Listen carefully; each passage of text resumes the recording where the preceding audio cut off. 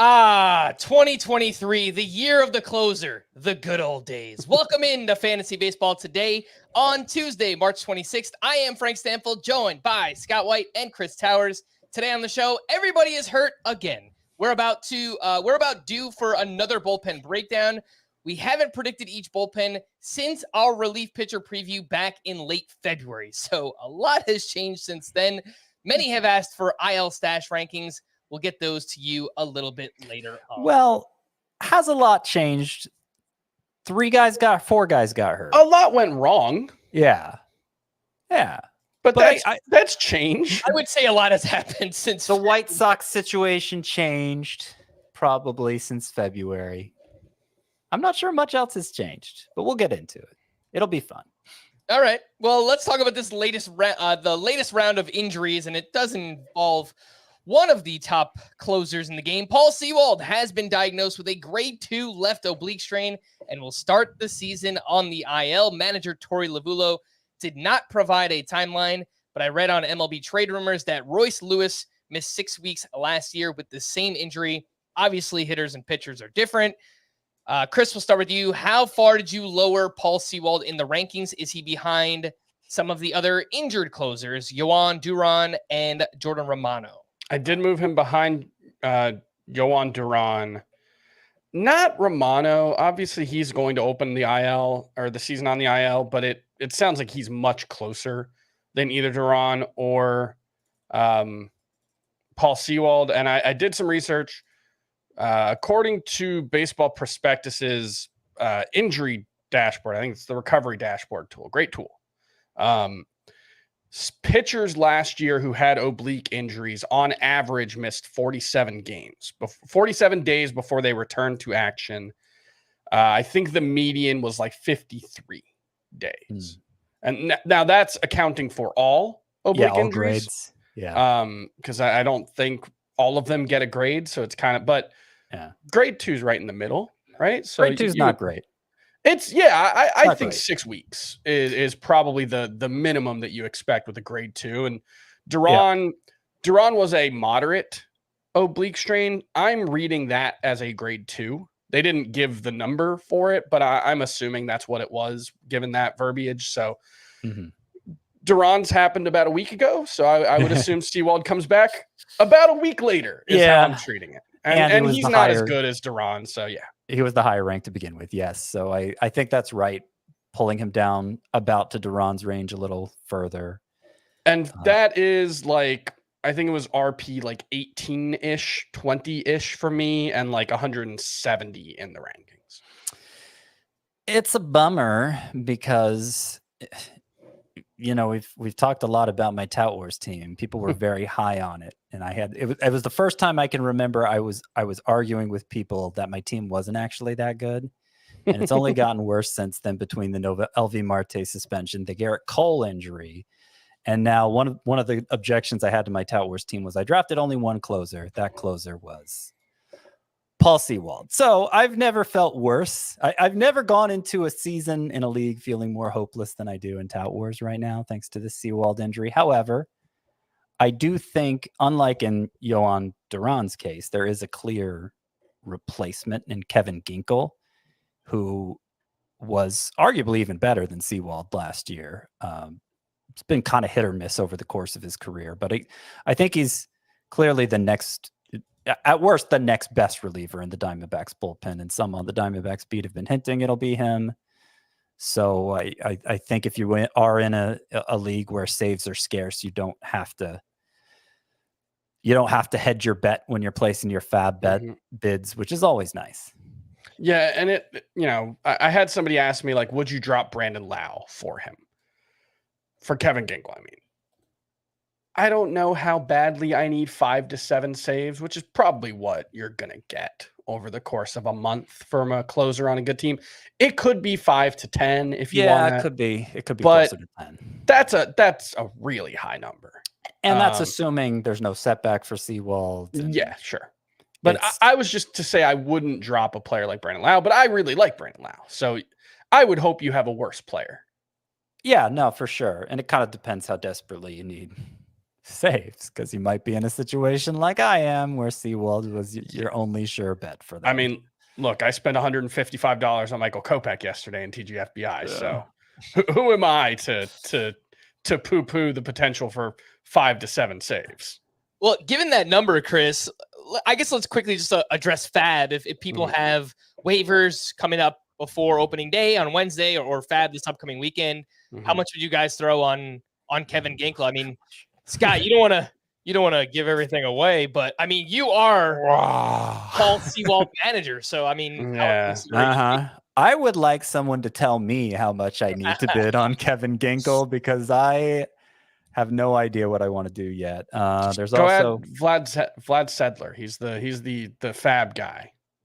He is. If somebody's cracked this code, I'd be happy to hear about it because I don't know. I wanted to be more cautious with my FAB dollars, but I don't know that I can afford to in this situation where I desperately need saves. So it'll be over 50. It'll be over out of $1,000 budget. So it'll be over 5% of my budget, I would say. I'm not sure how much more yet. I doubt it would be as much as 10% of my budget. So that's what I was thinking. At least 5. And if you really need him, I think you push it to 10. Yeah. Maybe I'm just being a little reactive. I think he's going to go for more than 10%, but maybe that's just me thinking about like deeper leagues too. But anybody could bid anything. That's what makes it difficult to figure out. All it takes is one person to blow out their budget for him, and then you bid too low. Yeah, which maybe you can't win everybody, so maybe you should just let somebody blow out their budget like that. I don't know. Okay. Anything else on this situation? I think we all agree Kevin Ginkel over any of the Twins, Brewers, or Blue Jays replacements, right? Man, I really wish the Brewers would give us some kind of hint because that's the situation. That's a 3-month runway for what we think are 3 really good pitchers. And so if one of them, if they told us Payamps, Uribe, or McGill was going to be the closer, I'd absolutely rank that guy ahead. But with Ginkel having this certainty, I do think I'd go with him over them. Certainty is a little strong, but it does. Like, who else would it be in the Diamondbacks? Well, we did this last year, and a lot of those guys are still there, and none of them were particularly enticing. But Kevin Ginkel had a very good season overall, so yeah, he kind of came on later. Yeah. Let's move on to another injury. Bryan Woo will be placed on the IL due to right elbow inflammation. He felt discomfort while warming up for his last side session, and he ultimately couldn't get loose.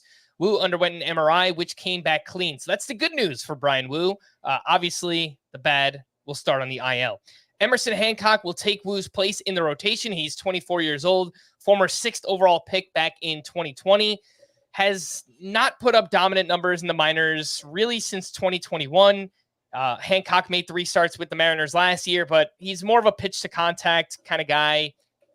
Maybe in really deep leagues, AL only if you lost out on Bryan Woo, but anything shallower than that, I don't think that Emerson Hancock really factors in here. Who are you guys looking to replace Bryan Woo with? Because that's been the question that I've been receiving. 5 names that are between 50 and 70% rostered on CBS. DL Hall, AJ Puck, both are only RP eligible to start the year on CBS. Then there's Gavin Stone, Jack Flaherty, Cutter Crawford. I thought all 5 of those are kind of interesting. How would you rank those as Bryan Woo replacements? Well, yeah, I mean, the good thing is that the waiver wire is replete with starting pitcher replacements. That is what it has the most of right now. Because they haven't started pitching and we haven't seen them be bad yet. Right. No, for sure. But a lot of guys have gained, have become attractive over the course of spring training, and especially late in spring training. And I would put Stone and Flaherty in that category. Puck was kind of gaining value all along. So that would be at my top 3, I think. Puck, Stone. I should probably give first names. AJ Puck, Gavin Stone, Jack Flaherty. And what were the other 2 you mentioned? DL Hall what kind of bar are we setting here? Because Christopher Sanchez is 69% rostered. Yeah, you said Kikuchi's 67. Christopher Sanchez has had a pretty bad spring. Yeah. And I do wonder with the addition of a cutter and the added velocity, whether that's going to cost him that increased control last year, but I'd still look to add him. Yusei Kikuchi, 67%, Jack Flaherty, 50%. So, if we're keeping it above that range, those options are all pretty good. I wrote about all this. Sanchez and Puck would be very close for me at the top of that list. And I don't know. I might lead Puck over Sanchez at this point. I'd also, Jared Jones made the rotation. He's 27% rostered. Casey Mize, 41. I think Reese Olson is around 50%. I assume Frank was going to give us different denominations for roster rate. I'm sorry. I got exactly right. We're getting there. 4 names under 50% rostered. Jared Jones, 27%. He's confirmed for the Pirates rotation. Casey Mize, 43%. Tyler Wells, 33%. And Michael Soroka, 24%. Chris, how would you rank that group? Jones, Mize, Wells, Soroka. Jones, Mize, Wells, Soroka. I would go Mize, Jones, Wells, Soroka. I know Soroka had a good spring. Great story. I still don't trust it really. So there are actually some lower end guys even that I prioritize above him. Can I say more names? Am I allowed? Yes. Max Myers, 22%. Ryan Weathers, 12%. Luis Heel is 12%. I would prioritize all of those guys over Michael Soroka. Also, Trevor Rogers, 22%, I think belongs in that group. And well, there was one other name I wanted to mention. Zach Littell, 34%. I'm kind of digging Zach Littell's vibes these days. Okay. Scott, anything you'd like to add to that group? Tyler Wells is my favorite of this group, rostered under 50%. I think he is much closer to Bailey Ober than people are giving him credit for. I think those are very similar profiles. Fly ball pitcher with great control. And, Wells, the fly ball tendencies play extra well at Camden Yards. He was the Orioles ace in the first half last year, and he didn't get much of a chance in the second half, but he's looked good this spring and he has the job now. So I am big into Tyler Wells. Oh, Cutter Crawford is the one who we didn't rank from that previous group. Man, I forgot to rank him. Should we go back and rank him with Cutter Crawford in it? Sure. Is this getting too confusing for the listener jumping between groups like this? Probably.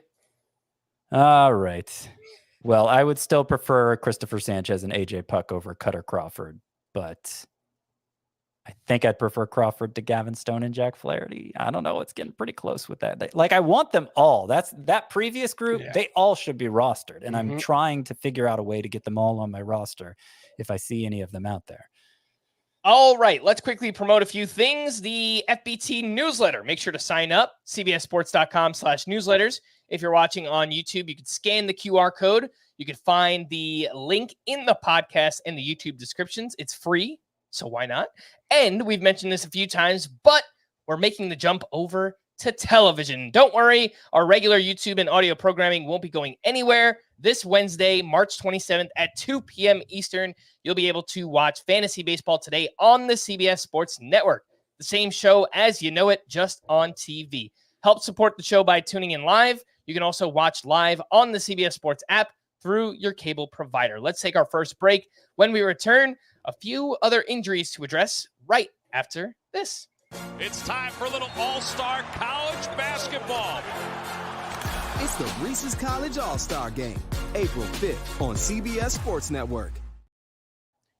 Welcome back in. Let's hit the rest of the injuries for Monday. Garrett Mitchell has a fracture in his left hand and will also start the season on the IL. He's expected to miss anywhere from 4 to 8 weeks. And it sounds like Sal Frelick could move back to the outfield full-time, which means somebody like Joey Ortiz could start at third base. Manager Pat Murphy also mentioned Eric Haas, the former catcher/outfielder of the Tigers. He's on the Brewers roster. He could, I guess, play somewhere in a corner outfield spot if they need him. And Joey Weimer, another name that could step in for the Brewers.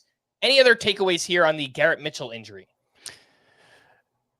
Yeah, I think the most disappointing thing would be if Sal Frelick doesn't pick up third base eligibility early on. Though I will note that I actually saw the interview with Pat Murphy, and the reporters really led that interview in terms of what about this guy? And Pat Murphy was like, yeah, maybe. Like that's basically how the conversation went. So it didn't seem like Pat Murphy knew much at the time about what the Brewers planned to do in response to this Garrett Mitchell injury. So I wouldn't go throwing out the baby with the bathwater here. I would like to see Joey Ortiz get more playing time, but I think that was in the cards anyway, because I just don't think Bryce Terang is very good. So yeah, hopefully more at bats for Joey Ortiz. Sal Frelick, I was already counting on him playing every day. I wouldn't mind seeing more of Joey Wiemer. I think there's more upside there than for Bryce Terang. But we'll see. Disappointing for anyone who was counting on Garrett Mitchell as a late round steal source. It looks like both Jordan Romano and Eric Swanson will begin the season on the 15-day IL, and it appears Yimi Garcia is the next man up for saves in Toronto. He's 8% rostered. Does Garcia rank behind all of the D-backs, Brewers, and Twins? Yeah, I think so. It sounds like it's by far the shortest timetable of any of these guys, although you never know. I mean, it's an elbow injury, and we're talking like we've had Garrett Cole and Yuri Perez and Bryan Woo and Jordan Romano, and it's all like, well, there's no structural damage and it's just inflammation. It's like, yeah, it's still an elbow injury. Things still go wrong. So it's possible that Jordan Romano, as he's working his way back, suffers some kind of setback, and this ends up being a long-term thing. He did have a forearm/elbow injury 2 years ago. Anybody else have any memory of that? There was something with Jordan Romano. There was something, but I mean, just to like, yes, there could always be a setback, but it seemed like it was a close call whether Jordan Romano went on the IL at all with this. So I wouldn't put a high priority on picking up Yimi Garcia. Right forearm injury for Romano back in 2021. So 3 years ago now. Nailed it. Yeah. He also went on the IL with ulnar neuritis in his right elbow. So there have been some things there with Jordan Romano. DJ LeMahieu will start the season on the IL due to inflammation and a bone bruise in his right foot. It appears Oswaldo Cabrera will fill in at third base. In the meantime, Brian Reynolds is dealing with mid-back discomfort, but is expected to be in the lineup on opening day. Dylan Carlson left Monday's game due to a left shoulder injury. He collided with Jordan Walker in the outfield and landed hard on his left arm. If Carlson has to miss time, it sounds like Mike Ciani would start in center field. Maybe the Cardinals call Victor Scott back up. I don't know. I kind of feel like they want him to get some seasoning at AAA, so they're not going to force it. Yeah, but if it's serious, I mean, they're down to their fourth string center fielder at this point if Dylan Carlson has to miss time. And it might just be like if Victor Scott gets off to a hot start, yeah, he could just get called up. So I updated my 12 prospects to stash at the start of the year, and I think I put Victor Scott 9th on that list. So it's he's high on the list is my point. He's not somebody we're going to forget about in fantasy. I do think Lars Nootbaar is probably going to be back. You guys are smiling. Is my internet going out again? No, I noticed I was out of focus on my camera, and so I had to do the put your hand up to it. And there's no graceful way to do that for this. Okay. I was reading Chris's palm. Like I can't like reacting. Well, because like I can't turn my camera off and do it because then I can't see if it's working. To like middle school mentality. They're all laughing. They're laughing. It must be at me, right? No. Lars Nootbaar should be back soon enough. So I think that's part of the Cardinals thinking where they don't want to. Yeah. He swung a bat for the first time today. Pop the lid on Victor Scott. Mm-hmm.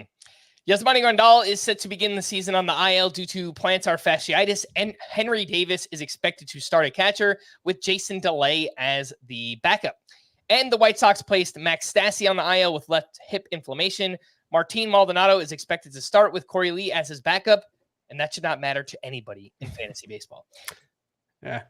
Some other non-injury related news items. Well, I guess it's kind of AL only catchers, like that. I guess that's the only. Chris is thinking about his AL link. He's like, oh, maybe I got to pick up Martin Maldonado. Who knows?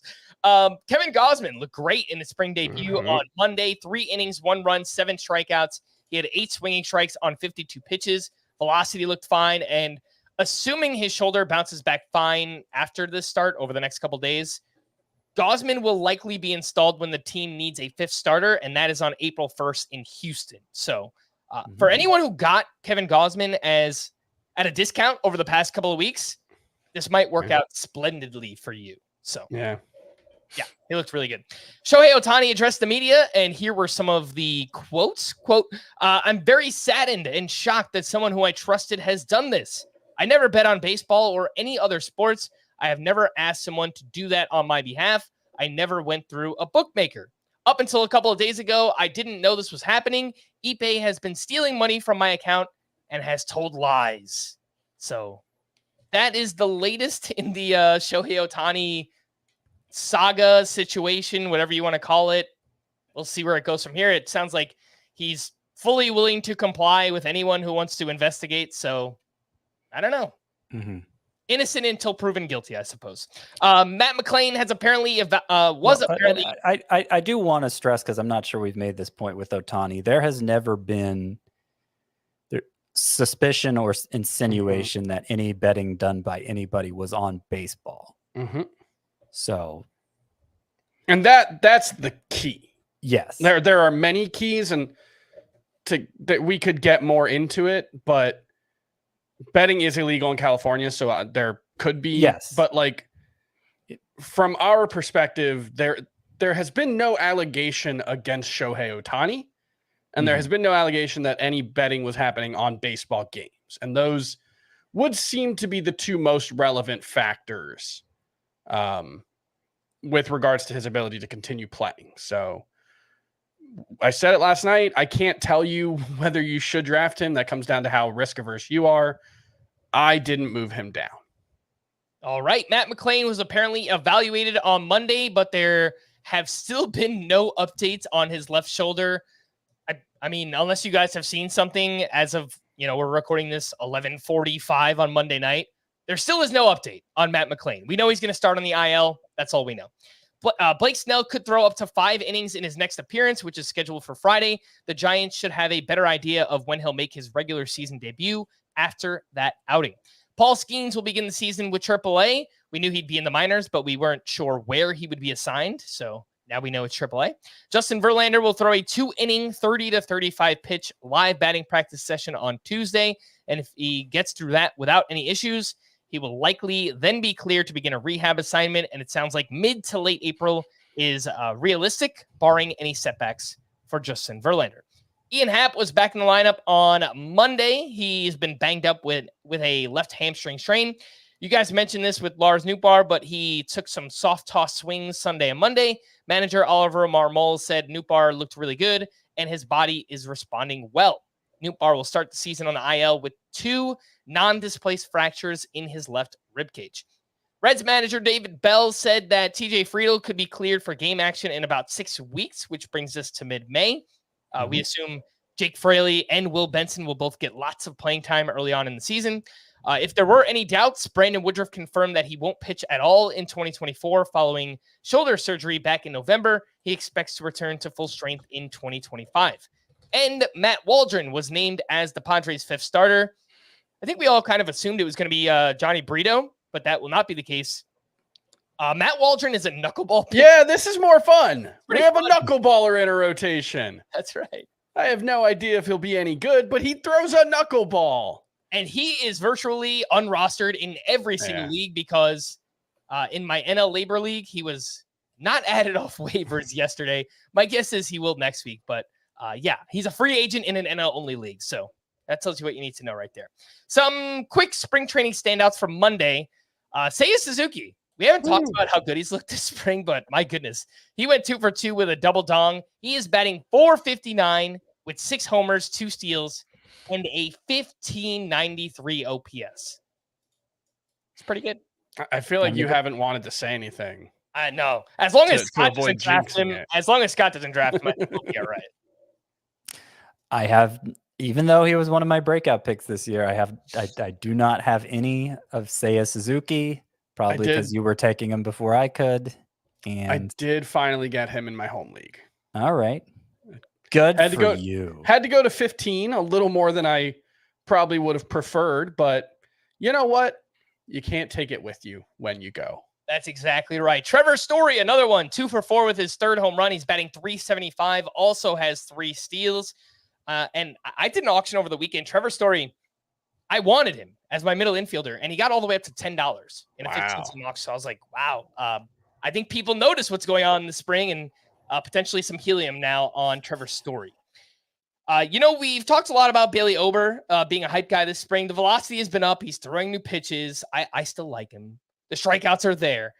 He gave up 4 more earned runs on Monday, and he has a 5.65 ERA this spring.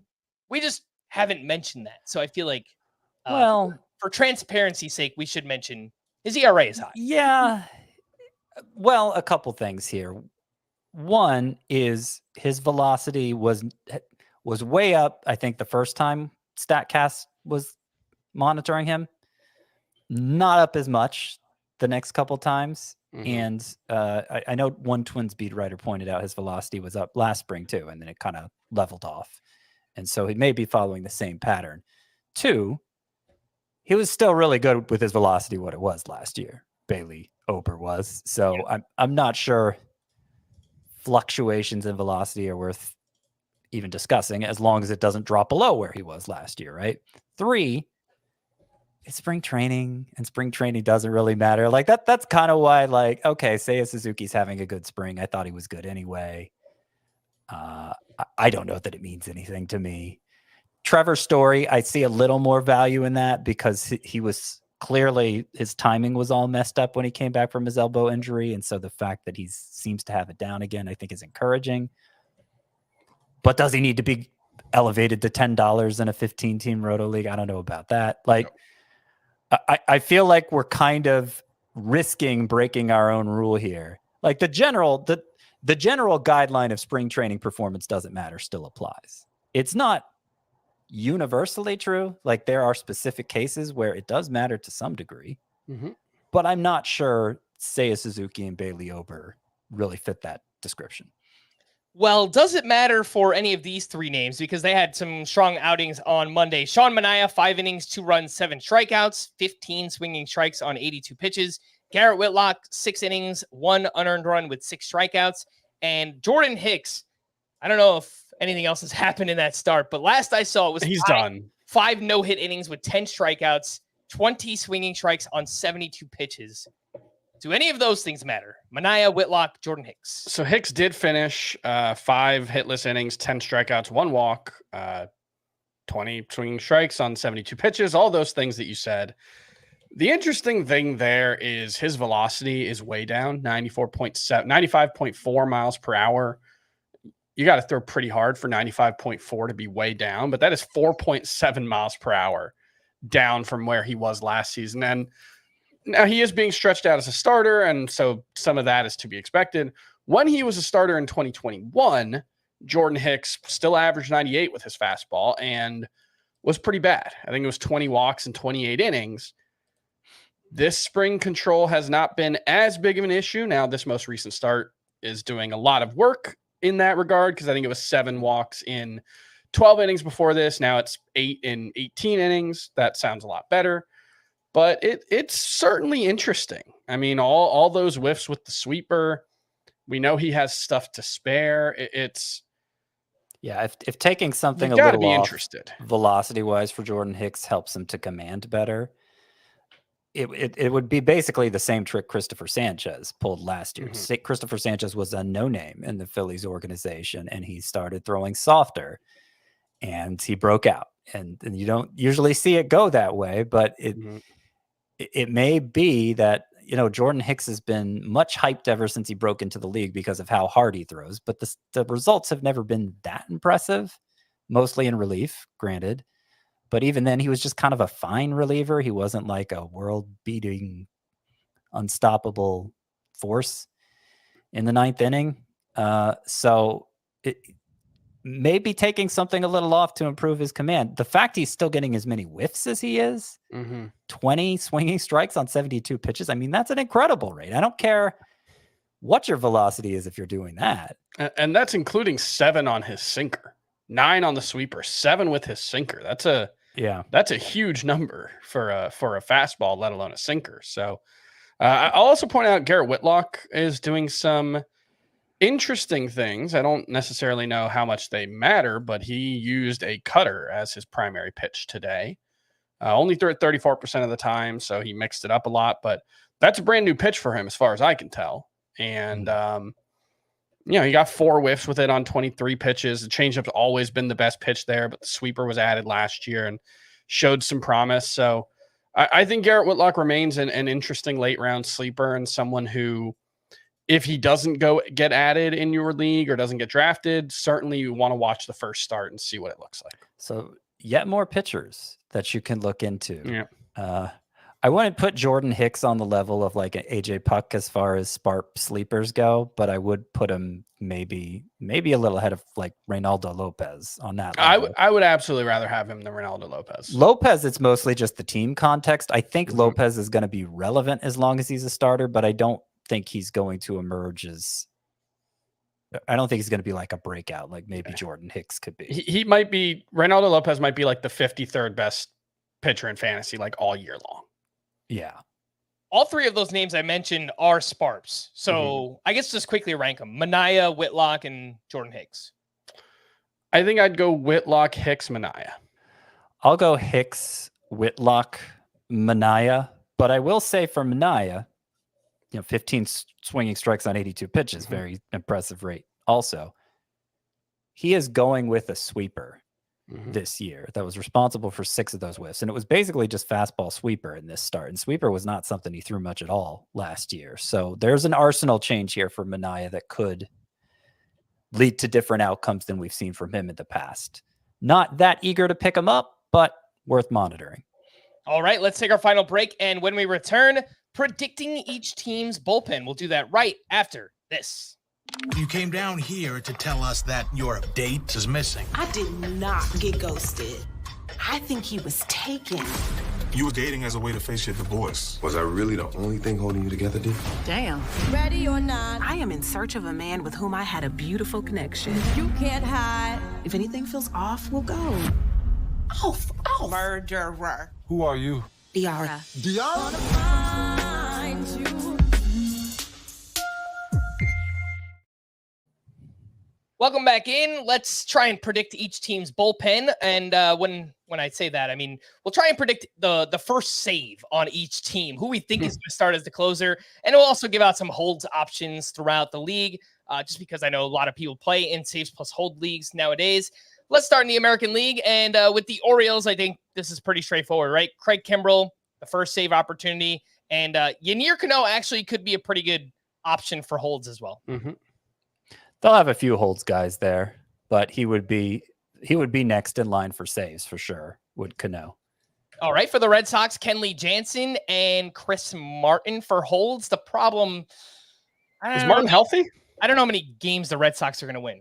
I know he was dealing with something. I'll look it up real quick. Yeah, both Martin and Kenley Jansen have been injured this spring, but it looks like both are expected to be hopefully ready for opening day.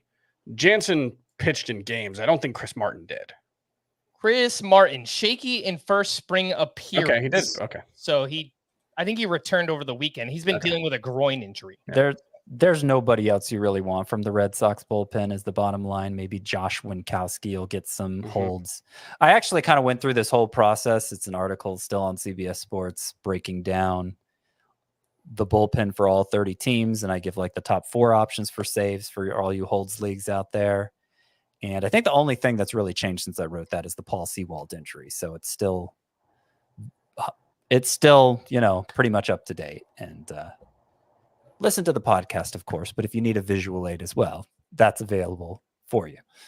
The White Sox, it sure sounds like Chris thinks Michael Kopech is going to be the closer there after dropping the bag on Kopech this weekend. There's also John Brebbia. Jordan Leisure has looked good this spring.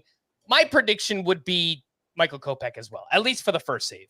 Yeah. So I did see a quote from Pedro Grifol, their manager, about this today. It was not a very helpful quote.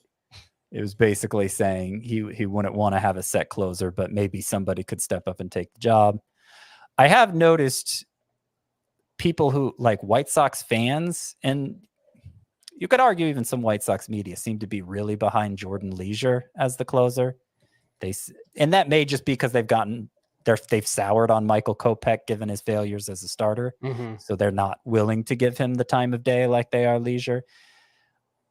I think if everything plays out like the White Sox hope, it'll be Michael Kopech, but maybe not for the first save, if that's what we're doing here. Yeah, he did hit triple digits in a bullpen appearance last week. I think he hit like 101. And remember, 2021, 103 strikeouts. That's a massive number in 69 and a third innings. So I do think Michael Kopech is someone who could really play up in the bullpen. He has to rediscover his slider. That'd been an issue for him over the past couple of seasons, but I think he has clearly the most upside, and I'm assuming they moved him there with intention, even if it's not, you are the closer right now. Jordan Leisure, by the way, he was traded to the White Sox last season from the Dodgers, and at Double-A, he made 29 appearances. He had a 14.4 K per nine with a 15.6% swinging strike rate. So there's definitely some strikeout upside with Jordan Leisure. Obviously, the White Sox are not going to be very good. Yeah, I would it's say probably one of those two, Kopech or Leisure, but I lean with Kopech. Yeah, I'm like 65% Kopech, 35% Leisure. No interest in anyone else. All right, for the Guardians, it's Emmanuel Class A, and my guess is Scott Barlow for holds, but I'm not sure the ratios will be that good with him. So yeah, I haven't given up on James Karinchak, though. Yeah, it's not the greatest bullpen for holds, at least not predictable holds sources. For the Tigers, my assumption is that Alex Lang will get the first save opportunity, probably the first couple. I really do not have much faith in him. I have not drafted Alex Lang anywhere. And in much deeper leagues, I actually have been drafting Shelby Miller because when they signed him this offseason, their GM specifically came out and mentioned that Shelby Miller can be a factor in the back end of the bullpen. And so I think that's a possibility. It was really good last year. Jason Foley is more of a ground ball specialist, but he's an option. Tyler Holton, a left-hander who had great numbers. I think they want it to be Lang, but I agree Shelby Miller would probably be the first place they'd go if it doesn't work out with Alex Lang. For the Astros, this is probably the best bullpen in baseball, maybe in the American League. I know the Braves have a great bullpen as well, but Josh Hader, very clearly the closer. And I mean, two of the best holds options in the game, Ryan and Bryan Abreu. Yep. No controversies here. All right. For the Royals, my guess is Will Smith, though. James MacArthur, last I saw it, I think he was having a really good spring, and he was picking up some saves later in the season last year as well. I think it'll be Will Smith. It'll be Will Smith until somebody surpasses him, which may not happen because there just may be nobody good in the Royals bullpen. But I think Will Smith will hold down the fort in the meantime. Yep, absolutely. All right, for the Angels, it's Carlos Estevez. For now, I think it's maybe a similar situation to Will Smith. Just hold on to it for the time being. They've, even after signing Robert Stevenson, they've kind of backed Carlos Estevez, and Stevenson's going to start the year on the IL. I am not looking at anyone for holds in the Angels bullpen. It would have been Jose Soriano, but then they stretched him out as a starter. So he pitched so well as a starter this spring that he got demoted to the minors after being one of their holds leaders last year. Matt Moore could still get some holds for the Angels. All right. For the Twins, this is one of those situations that's kind of up in the air right now. Yohan Duran is going to start the season on the IL. My guess is Griffin Jax gets the first opportunity, and the Twins are a good team. So in saves plus hold leagues, Brock Stewart could have a lot of value with strikeouts and holds. So I'm not convinced it's not going to be Brock Stewart either. There is a chance. Yeah. I'm kind of 50-50 on whether it's Jax or Brock Stewart getting the first saves, or maybe they'll just split save chances until Yohan Duran returns, because Rocco Baldelli's before Duran had kind of been all about that committee thing. And even Duran, when he emerged, it was until last year that they really, leaned on him as a one guy. For the Yankees, it's going to be Clay Holmes, and kind of tough for holds here. mean, the lead up to Clay Holmes, it does not look pretty right now. I mean, there's Ian Hamilton, Jonathan Loaisiga. That's who I put second and third in my article. Ian Hamilton and Jonathan Loaisiga. The only problem with Loaisiga is they'll use him for multiple innings, which kind of limits the holds potential. For the Oakland A's, we think it's going to be Mason Miller. Right? And if it's not, nobody else matters. Yeah, I think that makes sense. For the Mariners, Andres Munoz, and they've actually been hit with some injuries in their bullpen as well. It looks like Ryan Stanek is the setup man for now. Not great. Yeah, I think it's probably Ryan Stanek. Yeah. Gabe Spire as the lefty will probably get some holds. But yeah, I mean, Matt Brash eventually will be the backup closer, but he is on the IL to begin the year.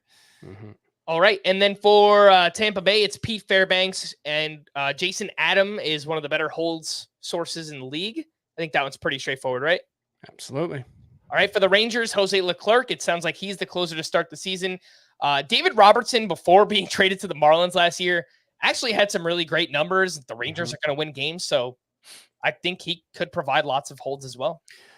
I mean, that's the thing you have to keep in mind. For the really good teams like the Rangers and the Orioles and the Rays, they're going to have several guys with 20-plus holds, probably. So, I mean, we could go even deeper in those bullpens. Like Kirby Yates, is he going to get a bunch of holds for the Josh Sborz, yeah, for the Rays. Phil Maton, I've never said his name before. Used to be with the Astros. And you know how the Rays are good at bringing out making ace relievers out of pretty much anybody they acquire. So I assume they're going to do the same with Phil Maton, is how you pronounce that. So yeah, he would be a good source of holds too. We mentioned with the Blue Jays that Jordan Romano and Eric Swanson are likely to start the year on the IL. It looks like Yimi Garcia. Chad Green was also mentioned, and he was great for the Yankees a couple of years ago, but I believe he's working his way back from Tommy John, and so we just haven't seen him in a while. Yeah, I'm like we talked about earlier, I'm not really beating down the door for Yimi Garcia. I'm not really super enthused about their bullpen as a whole until Swanson and Romano are back. All right, let's move over to the National League, and we spoke about the Diamondbacks. We think it's going to be Kevin Ginkel until Paul Sewald returns from injury. D-backs are a good team. I think there could be some holds available. Ryan Thompson next up for Arizona. The Diamondbacks were the only team for which I listed only two relievers in the article. It was Sewald and it was Ginkel, which is why I think Ginkel's going to replace Sewald. We spent too much time on McGuff last year to care about him again. It was like 3 times a week we were having the Diamondbacks discussion last year until they traded for Sewald. I mean, it might be McGuff and Miguel Castro setting up for Ginkel by default, but it's not worth getting excited about. No. For the Braves, Raisel Iglesias for saves, and they have tons of names for holds. AJ Minter, Pierce Johnson, Joe Jimenez. The list goes on and on. Really good bullpen. Tyler Matzek is back in the mix, and he looked great this spring.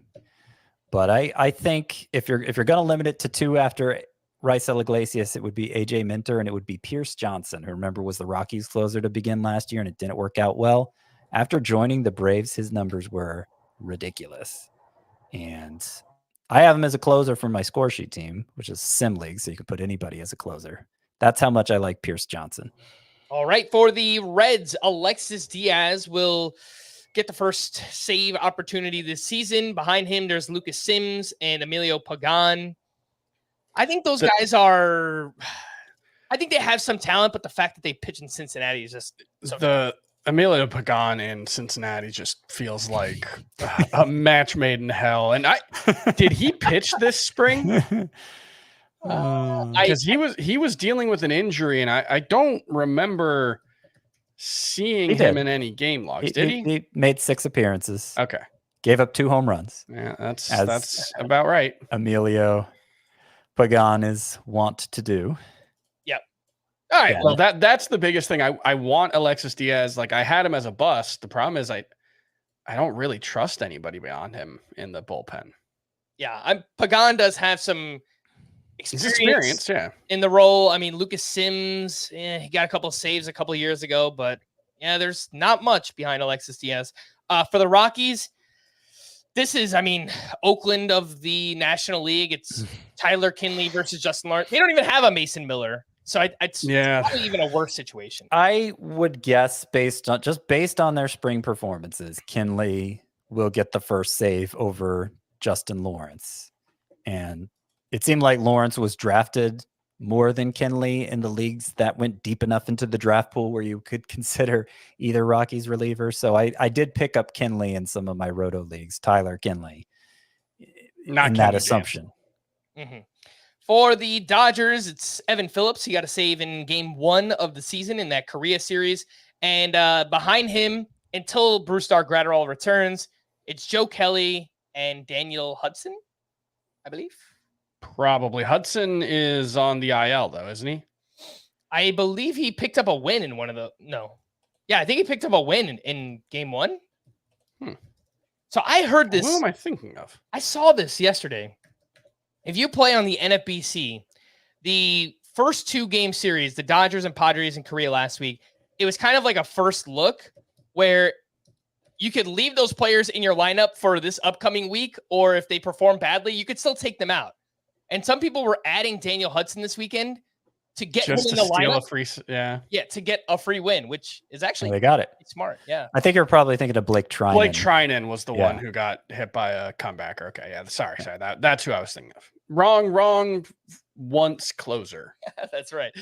For your Marlins, Chris, Tanner Scott got off to a real rocky start this spring, but has settled down recently. My guess is he probably will get the first save opportunity. He will for sure get the first save opportunity. Whether he converts it is another matter. It's not a question of who the closer for the Marlins is. It's who the closer for the Marlins will be. I think it'll be Scott. I think, even if he isn't as good with the control as he was last year, I still think he's their most talented reliever, and Skip Schumacher has a lot of faith in him at this point. But if it doesn't work out, Andrew Nardi is another left-hander with good numbers.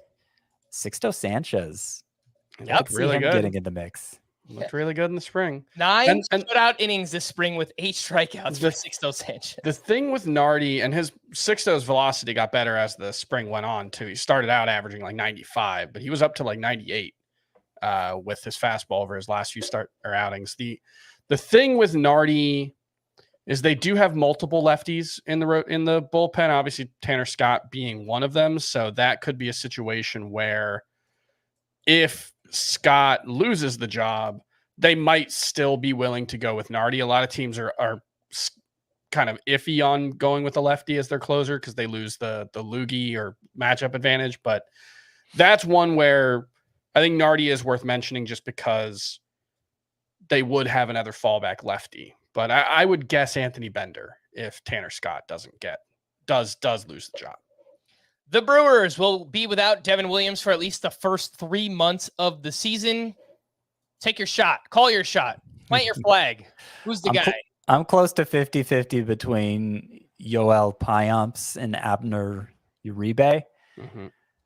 It might be 55-45, slight lean toward Payamps, but I think Uribe is the more electric choice. So it just comes down to what Pat Murphy feels most confident in. And the fact that the Brewers have a new manager, it's not Craig Counsell, so we can't even really look to last year's roles to guide us here.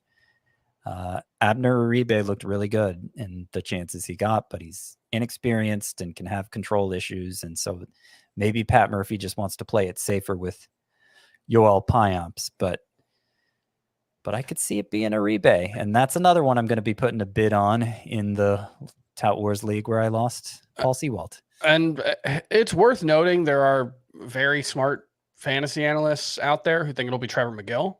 I would say it's probably 50% Payamps, maybe 45 Uribe, maybe 5 McGill. But the thing that's annoying is I think all 3 of them would be great at it.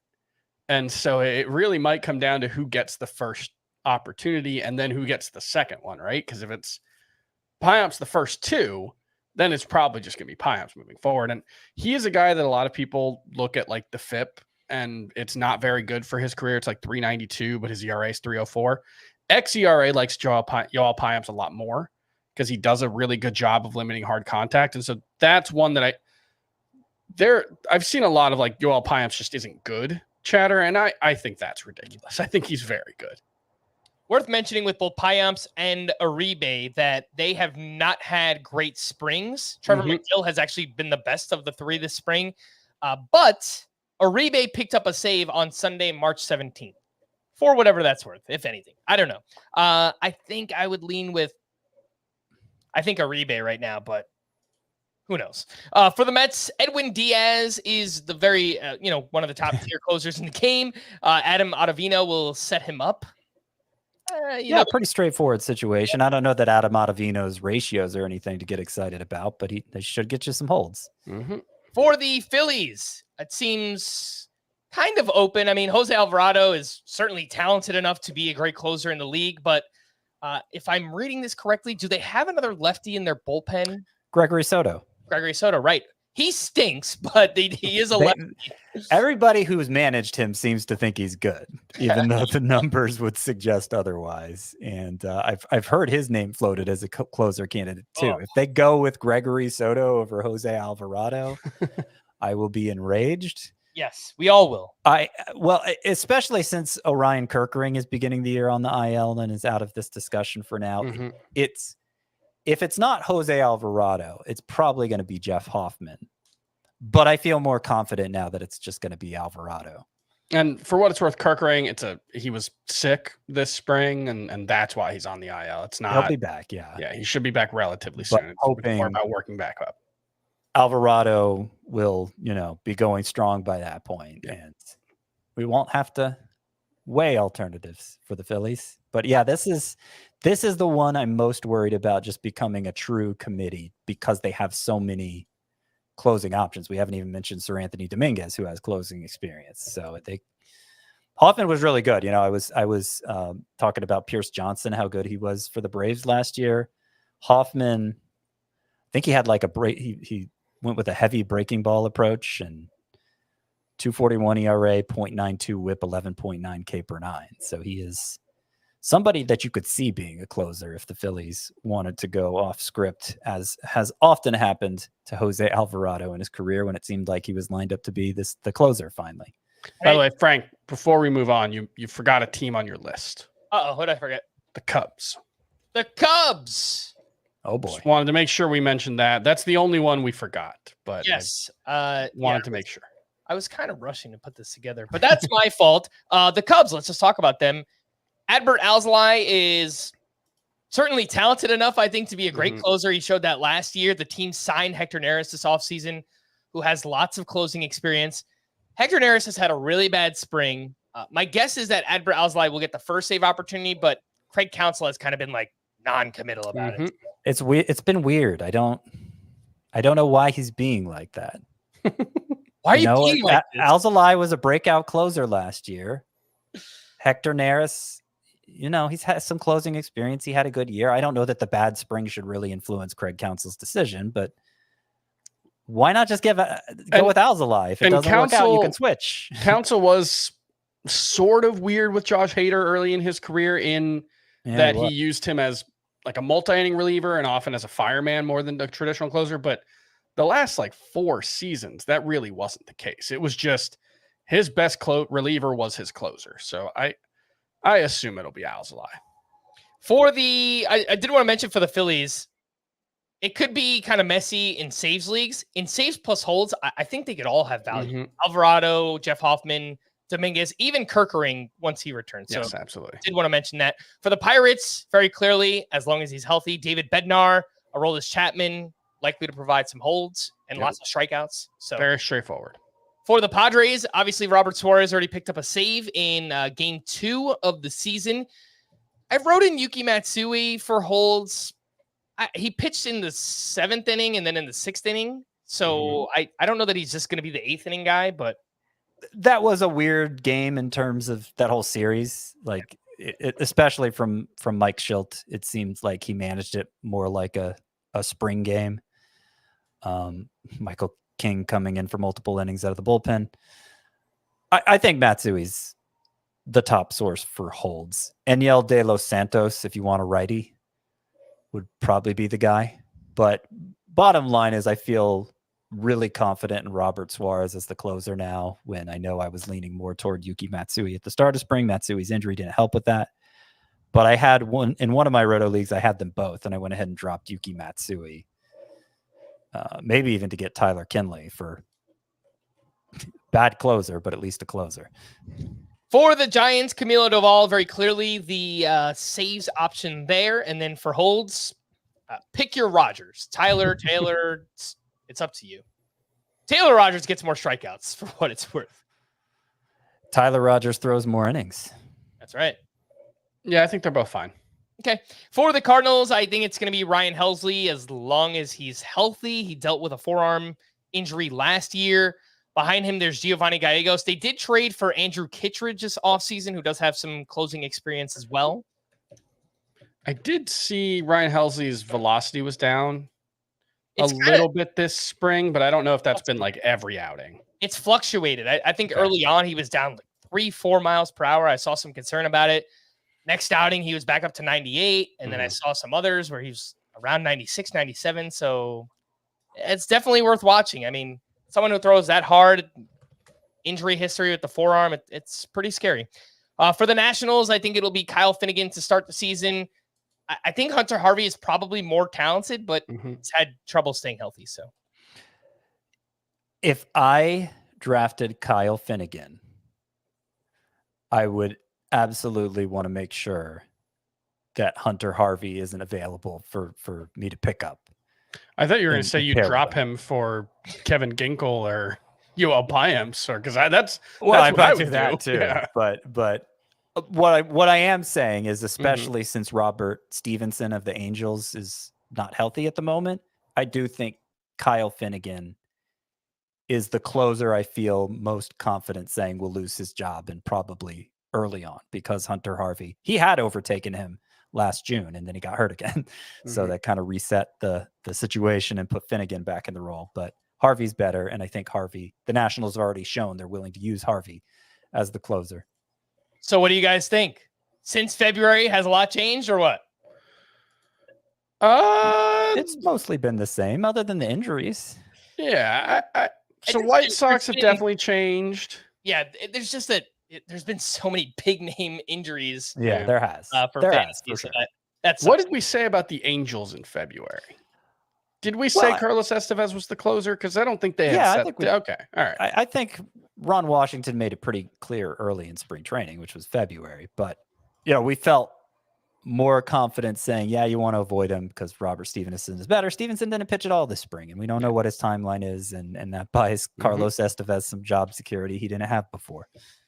All right, let's quickly wrap up with some IL stash rankings. I know many people have been asking what order do we have these players in, and Chris has an article. And is this going to be part of the newsletter, Chris? No, it's just going to be on the site tomorrow. Okay, so make sure to check it out. cbssports.com/fantasy/baseball IL stash rankings. And quickly just run through the starting pitchers up first here. The order, if I was reading this article correctly, Chris. Justin Verlander, Walker Buehler, Sonny Gray, Garrett Cole, Kodai Senga, Yuri Perez. And then to me, it kind of feels like there's a tier break. Yeah, there's absolutely a tier break. Right after that group. But that's the ranking, right, of that first group? Yeah, I could see the case for Sonny Gray being at the top of the list. I think those 5 guys I've ranked very, very similarly since they all got hurt. And I think they all have similar risk reward profiles, maybe a little less reward for Gray, but a lot less risk than the other 4. All right. The next group of IL stash pitchers: Nick Lodolo, Braxton Garrett, Shane Baz, Gavin Williams, Bryan Woo, who unfortunately is now part of this list, Eduardo Rodriguez, who will start the year on the IL due to a lat injury, then Kyle Bradish and Max Scherzer. I don't know if there was a tier break after that, but it kind of felt that way for me. Yeah, I believe so. Let me make sure. Yeah, so Emmett Sheehan, John Means are in the same tier as those guys. Sheehan, another one who dealing with that vague inflammation in his forearm. This may be like whether you're approaching this from a deep league or shallow league perspective, but I personally would want to stash Kyle Bradish and Max Scherzer over Braxton Garrett, Bryan Woo, and Eduardo Rodriguez. Even though the timeline's longer, I like their potential for impact so much more. Sure. So I'm approaching it more from like a shallow perspective, like 12 teams or less perspective. But obviously in deeper leagues where you don't have as many alternatives at your disposal, then you may just want a pretty good pitcher sooner than a great one later. And that was also like trying to balance in my head people who might not have IL spots. And so, it becomes a lot harder to justify a Kyle Bradish or Max Scherzer if you don't have an IL spot. Sure. Yeah, for sure. It's already really hard to rank any players, but starting pitchers in fantasy, when you throw injuries into it, that just adds a different level. Guys who are already hurt. Yeah. So you're trying to weigh like better pitchers who are going to be out longer versus pitchers who are not as proven, who are going to be out less time. So it is a really, I think, tough exercise and endless to put together here.